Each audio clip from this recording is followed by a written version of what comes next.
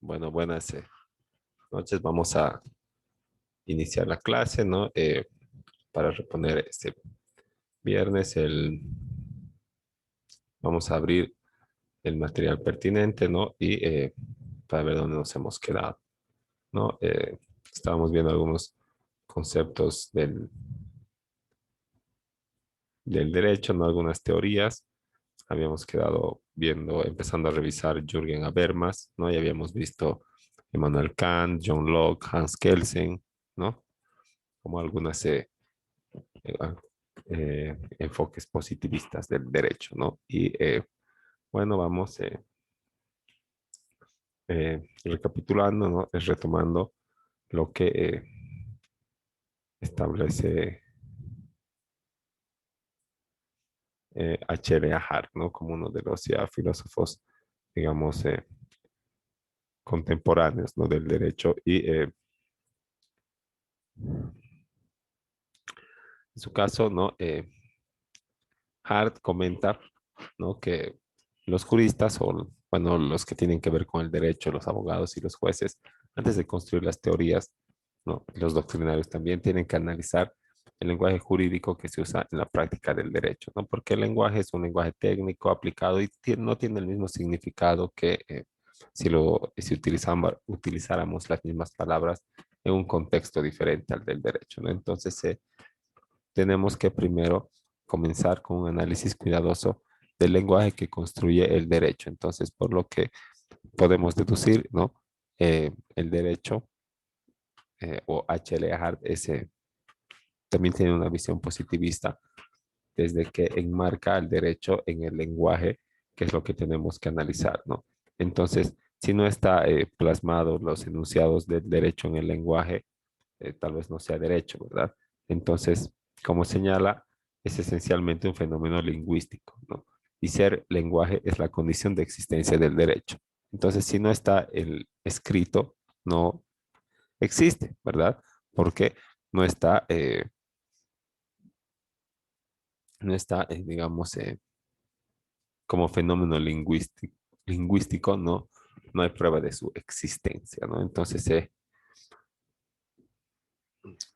para existir el derecho tiene que estar escrito. Entonces, podemos establecer una corriente positivista aquí, ¿no? Eh, también Hart considera que para poder definir el derecho, ¿no? Para que cualquier persona pueda intentarlo definir, ¿no? Para y que se plantee la pregunta de qué es el derecho, tiene que tener en cuenta tres cuestiones persistentes, ¿no? A la hora de intentar definir este instituto, ¿no? Cómo distinguir las normas jurídicas de las órdenes respaldadas por amenazas, ¿no?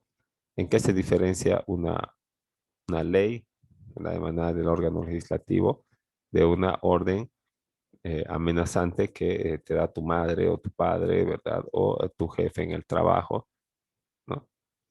O te quedas una hora más hoy día o mañana ya no vas a tener trabajo. Aunque salgas a las 6, pero te tienes que quedar hasta las 8, digamos, de la noche, ¿no? Entonces, porque están haciendo un balance o algo así, ¿no? Entonces, hay que saber diferenciar, ¿no?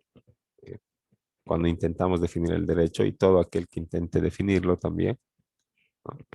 Tiene que distinguir las normas jurídicas de las simples amenazas o de las órdenes respaldadas por estas, ¿no? Y digamos, un punto de distinción podríamos decir que las normas jurídicas emanan de órganos competentes, ¿verdad? Como en el caso de Bolivia, de la Asamblea Legislativa Plurinacional o en mérito a las autonomías de las Asambleas Legislativas Departamentales o del Consejo Municipal, ¿no? Pero emanan de una entidad, de un ente un colegiado que ha sido elegido para realizar dichas tareas, ¿no? Mientras alguien que nos amenaza, ¿no? Normalmente no tiene eh, esa legitimidad, ¿no? Como aquellos que emanan de aquellos cuerpos colegiados que emanan las normas jurídicas, ¿no? Ahora, también quien define el derecho, según Hart, debe responder a la cuestionante de cuál es la relación entre el derecho y la moral, o tal vez incluso si esta existe, ¿no? Para a los positivistas no existe la relación entre el derecho y moral y pues ese derecho, ¿verdad? Todo aquello que esté, eh, todo enunciado que esté positivamente escrito y plasmado en las leyes, ¿no? Valga decir que solo estamos considerando, ahí, ahí estaremos considerando al derecho solamente como ese conjunto de normas y reglas que emanan de autoridad competente, ¿no? Y cuya justicia o injusticia eh, no tiene ninguna relevancia en cuanto a su existencia. Entonces, o podemos, en su caso, al estar intentando definir el derecho, ¿no? Podríamos también, digamos, señalar que sí existe una relación entre entre la moral y el derecho, y que esta es más bien innegable y muy estrecha, porque la moral es fuente del derecho y además también eh, lo inspira para poder eh, alcanzar o apuntar, cuando menos, al ideal de justicia, que es aquello a lo que aspiran todas las normas y todo el sistema jurídico en su conjunto.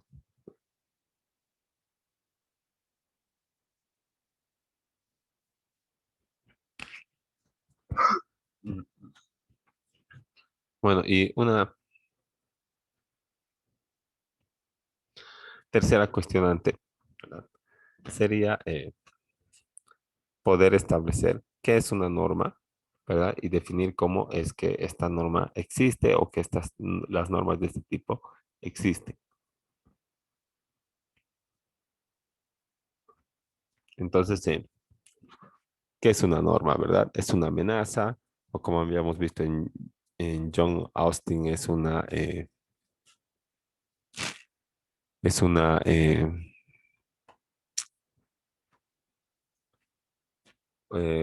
orden emanada de un soberano o,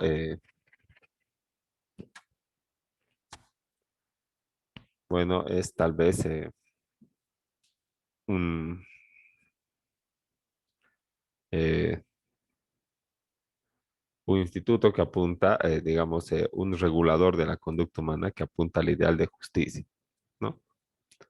Y que como apunta al ideal de justicia, pues puede prescindirse de lo que esté escrito mientras vayamos a ser justos con nuestras resoluciones. ¿Y cómo es que existe este derecho, ¿verdad? O cómo es que existe aquello a lo que pretendemos llamar derecho, ¿no? O aquellas normas que pretendemos que pertenezcan al concepto del derecho, ¿no? Entonces, ¿cómo es que existe una norma? ¿No? Pues puede ser por la costumbre, ¿verdad? Y también con participación de la moral colectiva, ¿no? Entonces, o una norma, ¿verdad? Que regula la conducta puede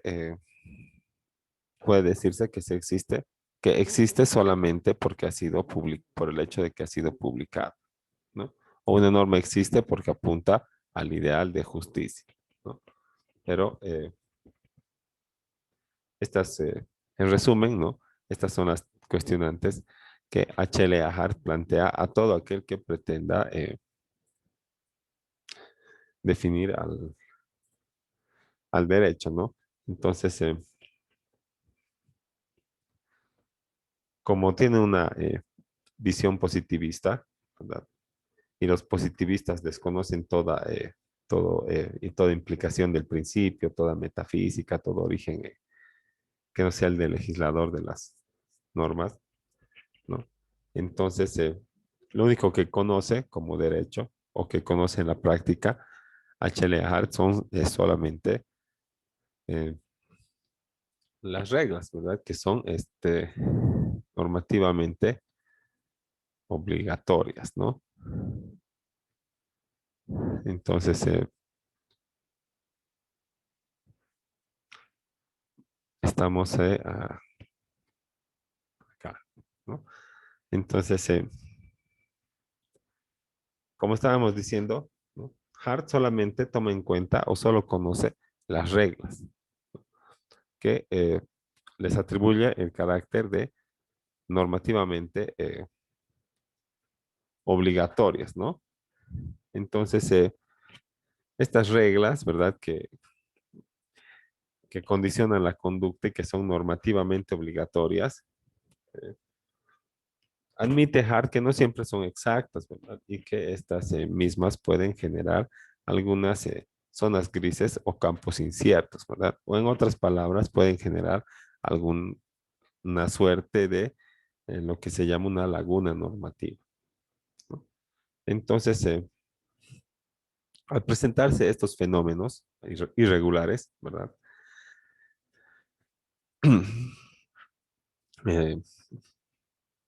Eh, por ejemplo, cuando un caso no es exactamente acomodado o acomodable al precepto jurídico establecido, o como dice nuestra diapositiva, cuando un caso no es inequívocamente cubierto por una regla jurídica, entonces le corresponde al juez, según su apreciación, eh,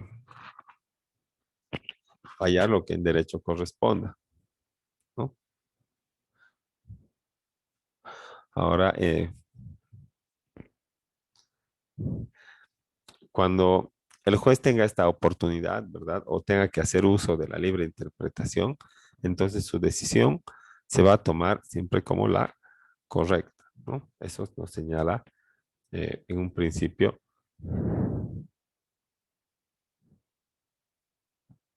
eh, como les decía,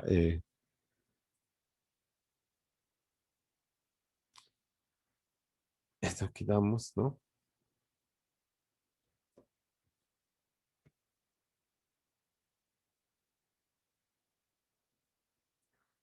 Creo que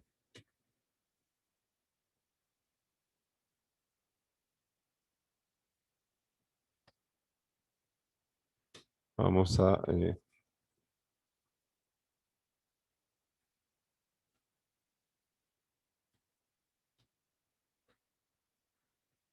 ahí,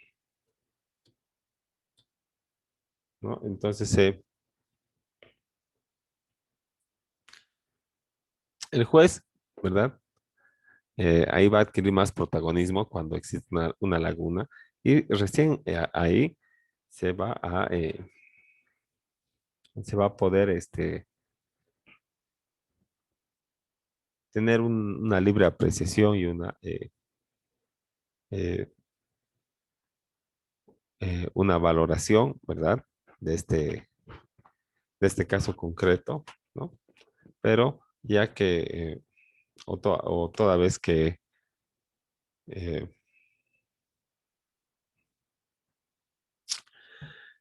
que, toda vez que este caso concreto no es cubierto por una norma, ¿no? De manera total, ¿no? Entonces ahí aparece el juez como un ente decisorio, ¿verdad? Para plantear la solución correcta dentro del marco de la libre interpretación, ¿no? Que siempre estaba, digamos, eh, como, como una atribución del juez, ¿verdad? En estos casos en los que tiene la obligación de fallar sin encontrar un precepto jurídico que le respalde. Y si considero que la decisión del juez es, pues, entonces incorrecta e incompleta, pues entonces lo que tendrá que hacer es apelar de la sentencia, ¿no? Para, eh, en definitiva, eh, un juez decida cómo,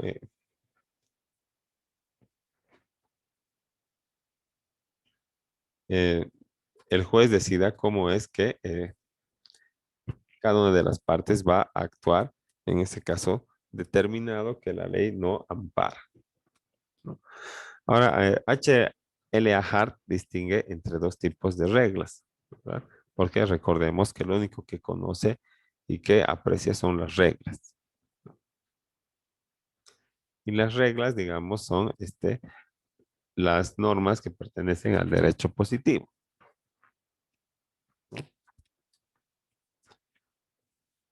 Ahora, estas normas, ¿no? Son distinguidas por Hart y las clasifica en dos tipos diferentes, ¿no?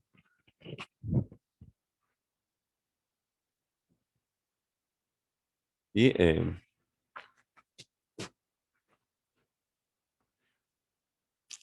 el primer tipo de estas reglas, ¿no?, que plantea Hart se llaman las reglas de primarias y que prescriben que los humanos realicen o en su caso se abstengan de hacer o de realizar una acción, este, quieran o no abstenerse, ¿no? Entonces, estas reglas, ¿verdad? Que imponen acciones y omisiones, ¿no? Lo que hacen es crear un deber, ¿verdad? Imponer una obligación. Y em,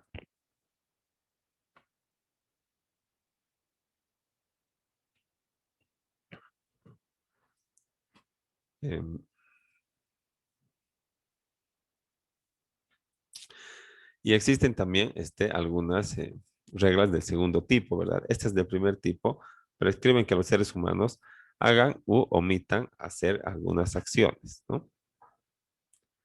Y entonces tienen el deber de no realizarlo.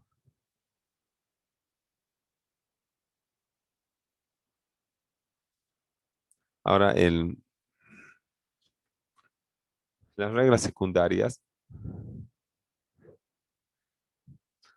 eh, establecen que los seres humanos pueden introducir nuevas reglas de tipo primario, extinguir o modificar reglas anteriores o determinadas o determinar de diversas maneras el efecto de ellas o controlar su actuación, ¿no? Entonces, estas reglas de segundo tipo,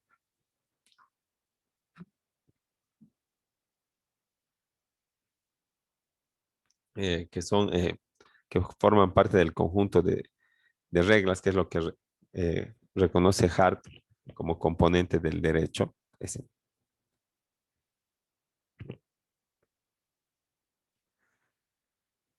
eh, establece que,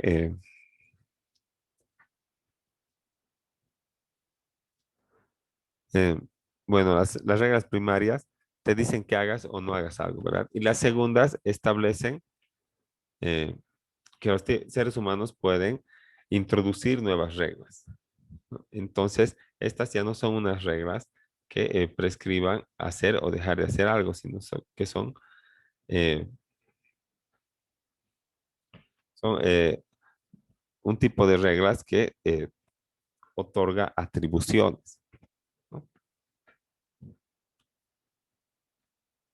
Y entonces estas normas que otorgan atribuciones, ¿no? No pueden ser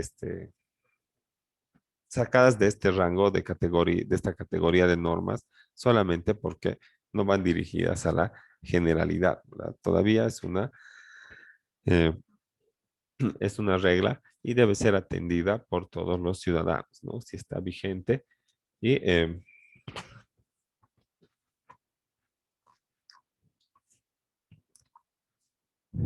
Lo que hacen estas reglas, ¿verdad? Es otorgar atribuciones o imponer potestades y prevén actos que conducen a la creación y modificación de otros deberes y obligaciones. Entonces,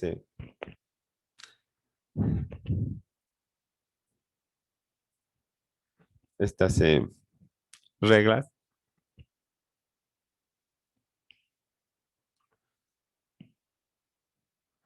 eh, estos dos tipos de regla son los que Hart, ¿no?, establece como componente esencial del derecho, ¿no? Solo las reglas eh, son normativamente obligatorias, solo en base a las reglas y su interpretación los jueces pueden rellenar las zonas grises o los campos inciertos de las normas y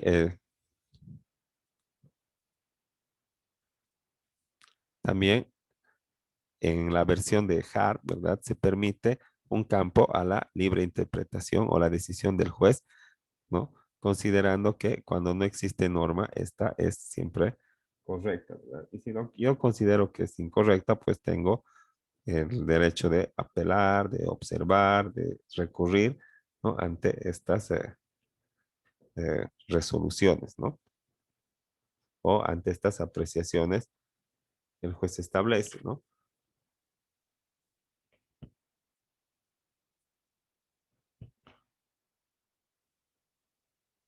Y también hay que tomar en cuenta que no existe en Hart un solo tipo de reglas, ¿verdad? Sino que existen dos tipos, uno básico o primario y otras reglas de tipo secundario, ¿verdad? Las primarias que imponen deberes y se refieren a acciones que implican movimientos o cambios físicos, ¿verdad? Eh, que hagas algo, ¿no? Que, digamos, ya cada mes tienes que ir a declarar tus impuestos, ¿no? Una acción, un cambio físico, ¿no? Esas son reglas primarias, ¿verdad? Están dirigidas a regularizar la conducta de la generalidad. Y luego están las de tipo secundario, que lo que hacen es, no establecen acciones, ¿verdad?, u omisiones, sino que lo que realizan es otorgar atribuciones, ¿no? Y entre estas atribuciones, obviamente, están también las de introducir nuevas reglas, extinguir o modificar también reglas anteriores, ¿no? Y esas atribuciones son propias del órgano, del ente legislativo, en este caso la Asamblea Legislativa Plurinacional, como les había dicho, y en mérito a nuestras autonomías, ¿verdad? La Asamblea Legislativa Departamental y el Consejo Municipal. Siempre respetando el carácter territorial o el alcance territorial de su, llamémosle, jurisdicción, ¿no? Pero es del campo de acción, ¿no? Ahora,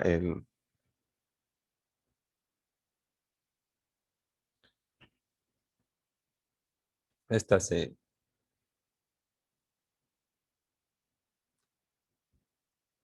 estas reglas, también llamadas secundarias, ¿no? Aparte de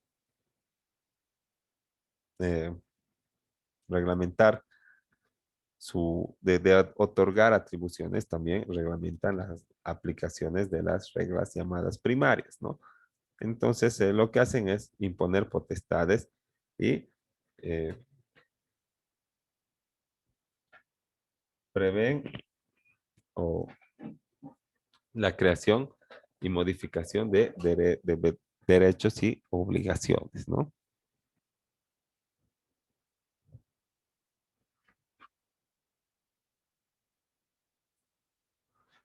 Ahora, de H. Lehart pasemos a Jürgen Habermas, ¿no? Que quien concibe el derecho, este, ya no como unas reglas, ¿verdad?, que se subdividen en primarias y secundarias, sino como el conjunto de normas positivas que tienen por función estabilizar la sociedad, es decir, que posee un carácter social integrador, ¿no? Entonces,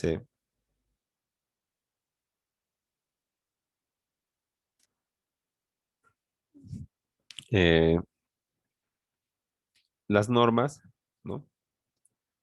Para, para poder estabilizar a la sociedad o para poder poseer un carácter integrador, tienen que llenar dos condiciones contradictorias, ¿no? Eh, tienen que imponer ciertas conductas fácticamente, ¿no? Y además tienen que estar legitimadas estas conductas o estas normas, ¿no? Entonces,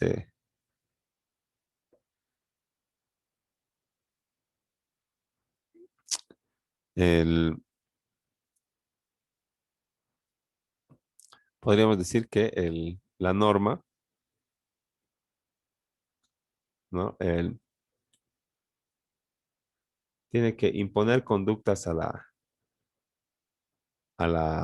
la sociedad, pero a la vez tiene que ser aceptado por la misma, ¿no? Entonces tienen que ser válidas o estar legitimadas, ¿no? Entonces, al imponer conductas fácticas, ¿verdad? Eh, digamos, mediante el proceso legislativo, no eh, no se puede, digamos, eh, tener esta validez social, ¿verdad? O estar legitimado, porque se supone que eh, el ente legislativo está compuesto de representantes, ¿verdad? Y estos representantes son los que legitiman las actuaciones de esta asamblea legislativa, ¿no? Y bueno, eso va, digamos, en sentido contrario de lo que de lo que es estar legitimado, ¿verdad? Porque ahí tendríamos que tener la aprobación, cuando menos, de una mayoría para la aplicación de la norma, ¿verdad? O sea, que sea válida.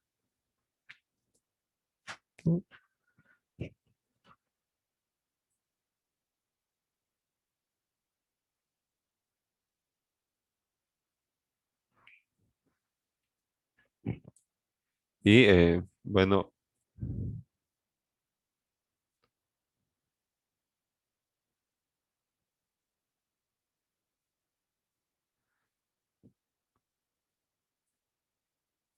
después de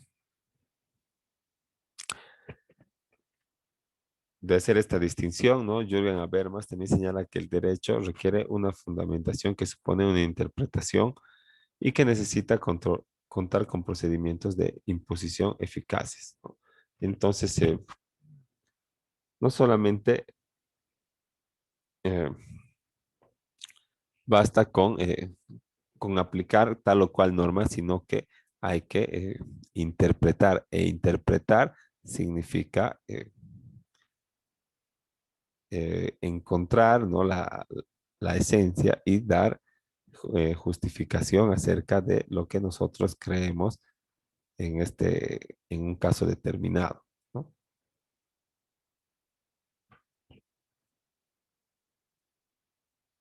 Ahora, sostiene Jürgen Habermas que el criterio decisivo para la validez de un orden normativo se llama consenso o reconocimiento, ¿verdad? Entonces, un orden normativo, un conjunto de normas y reglas o un sistema normativo es solamente válido cuando existe el consenso o el reconocimiento, ¿verdad? De este orden por parte de los miembros de la sociedad.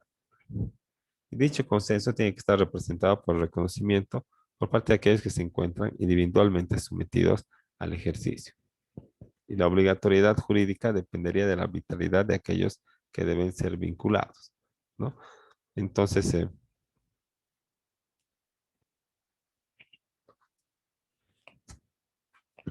entonces el, esta, este elemento de la coacción, ¿verdad? ¿No? Está siempre ligado para Jürgen Habermas a la arbitrariedad de los sujetos que tienen que ser vinculados. O sea, el imponer la sanción, ¿verdad? O, o obligar a hacer algo, ¿verdad? Depende de que los obligados realicen o se abstengan, ¿no? De, de hacer lo que está establecido como, como norma, ¿verdad? Como una acción física a llevar a cabo. Entonces, vamos a quedar ahí y después del receso o en la segunda parte continuamos con Jürgen Habermas. Hasta luego.